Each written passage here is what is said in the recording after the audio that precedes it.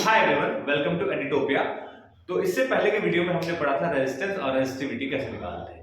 अब हम पढ़ेंगे किसी भी कनेक्शन में दो टाइप से रेजिस्टेंस हम कनेक्ट कर सकते हैं। पहला है पैरेलल कनेक्शन, दूसरा है सीरीज कनेक्शन। सीरीज कनेक्शन में क्या होता है, एक ही वायर में एंड टू एंड में डिफरेंट रेजिस्टेंस जोड़ देते हैं। जैसे कि ये अगर कोई कनेक्शन है, इसमें एक रेजिस्टेंस, ये दूसरा रेजिस्टेंस, ये तीसरा रेजिस्टेंस, इस वाले टाइप को कहते हैं हम सीरीज कनेक्शन।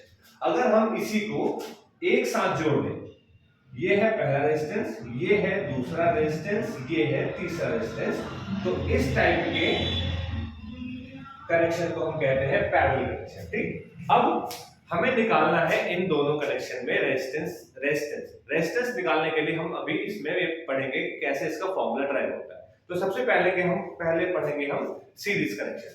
सीरीज कनेक्शन में क्या होता है, करंट जो होता है कांस्टेंट होता है। करंट किसी भी पॉइंट पे चेंज नहीं होता है, चाहे अगर हम इस पॉइंट पे चेक करेंगे तो भी चेंज नहीं होगा, इस पॉइंट पे चेक करेंगे तो भी चेंज नहीं होगा, इस पॉइंट पे चेक करेंगे तो भी करंट चेंज नहीं होगा।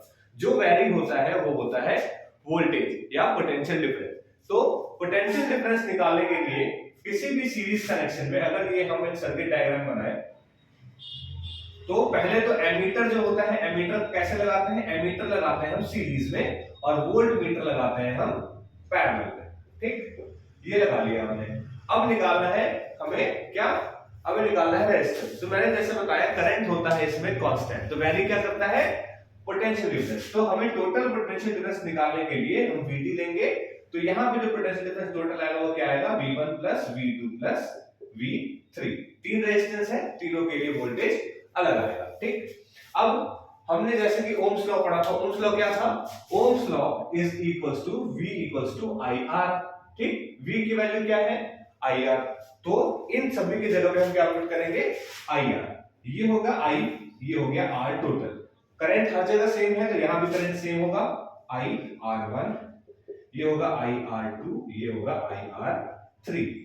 ठीक, अब चारों में क्या है, I कॉमन है, तो I अगर हम बाहर निकाल लेंगे तो ये इससे कैंसिल हो जाएगा और क्या बचेगा, R total equals to R1 plus R2 plus R3।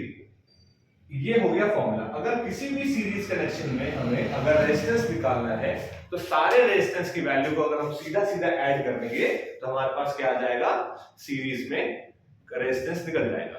For example अगर ये 4 ओम है, ये 5 ओम है, ये 6 ओम है, तो इसका रेजिस्टेंस क्या आएगा, R total equals to 4 ohm plus 5 ohm plus 6 ओम।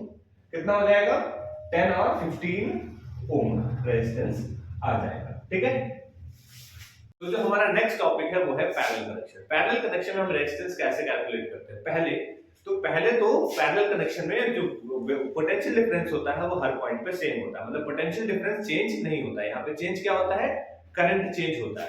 ठीक, तो पोटेंशियल डिफरेंस जब कांस्टेंट है तो हम क्या करेंगे, करंट कैलकुलेट करेंगे। करंट क्या होगा, करंट जो टोटल होगा वो तीनों के लिए बढ़ जाएगा, मतलब करंट जो होगा वो क्या होगा, I1 plus I2 plus I3। यहां तक तो क्लियर। अब हमने ओम्स लॉ में पढ़ा था V इक्वल्स टू IR, तो I की वैल्यू क्या आ जाएगी, V अपॉन R। ये हम इसमें पुट कर देंगे। ठीक, तो I के लिए क्या करेंगे, V upon R total. V constant है तो V तो चेंज नहीं होगा, तो सबके लिए क्या होगा, V इक्वल तो R1 plus V upon R2 plus V upon R3। ठीक, यहां से V अगर हम बाहर निकाल देंगे तो कैंसिल हो जाएगा, तो हमारे पास क्या बचेगा, 1 upon R total equals to 1 upon R1 plus 1 upon R3 plus 1 upon R3।